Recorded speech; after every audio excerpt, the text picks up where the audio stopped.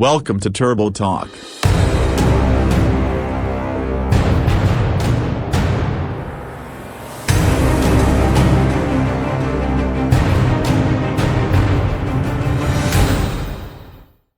Today we're exploring the 2025 Bollinger B2, a rugged, all-electric workhorse built for serious utility and off-road capability. Let's dive into what makes this truck stand out. 1. Exterior design. The Bollinger B2 features a bold, boxy design with an all-aluminum body, exuding a utilitarian aesthetic. Its 6-foot bed includes a patented full-length pass-through, allowing transportation of items up to 16 feet long. Variable ground clearance ranging from 10 to 20 inches enhances its off-road versatility. Bollinger Motors +1 EV Database +1 CarStoday25.com. 2. Interior features. Inside, the B2 maintains a minimalist approach focused on functionality. Standard features include air conditioning, heated seats, Bluetooth connectivity, 6 110-volt outlets, and an audio system. Notably, as a Class 3 work truck, it does not include airbags. U.S. Cars News +1 TFL Truck +1. 3. Performance. Equipped with dual electric motors,